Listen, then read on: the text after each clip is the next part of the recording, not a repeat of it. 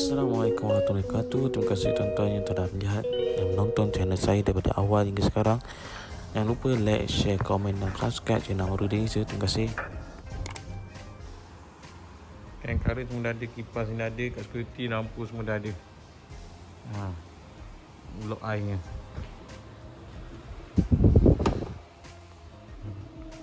Ni kita dapat projek jaga bangunan ni dan renovate bangunan ni.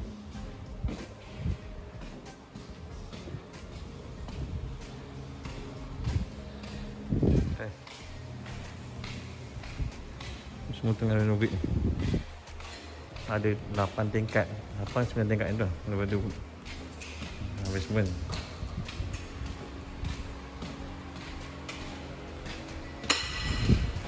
Tengah plaster. Actually ni cat kita buat office KKM dekat Cyberjaya. Dulu bangunan UIM, sekarang bangunan KKM sewa ni. Dari NKN Embassy.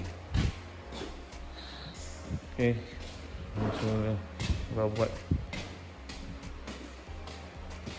bilik doktor. Ni meja doktor. Sini ada katil nanti. Ni sinki. Sinki ni air buang ni. Ini sama. Sinki, air buang dia. Ni doktor, kita katil. Kita tunggu cek katil-katil. Okay. Kita pasang aircon ni. Bawa aircon ni. Ini sejuk. Kita buat cantik kan.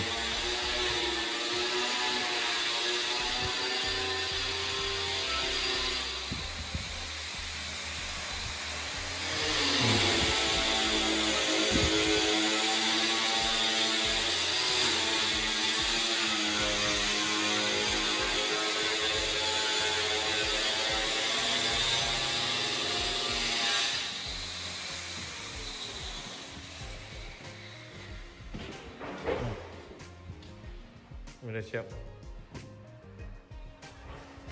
Ini dah proses.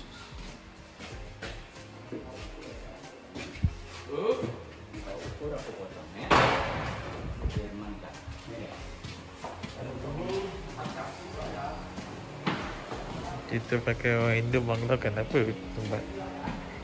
Mari kita jadi semua beza je. Jadi bos.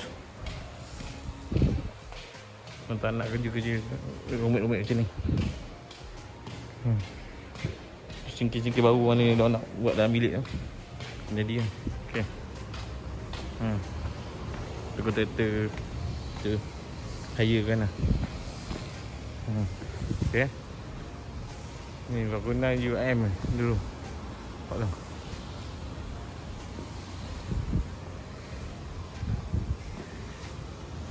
Atau setuju lah. Illallah.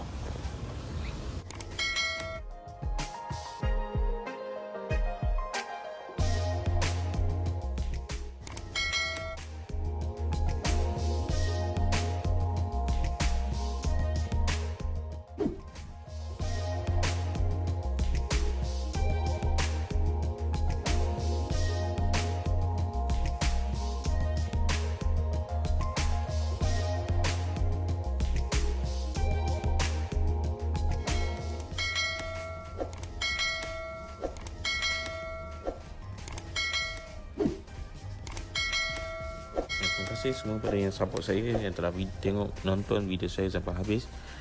Jangan lupa like, share, komen dan subscribe channel Amarudin Isa. Dan follow saya di TikTok Amika8891 atau Amarudin 891. Yang satu hati satu jiwa. Kalimah la ilaha illallah.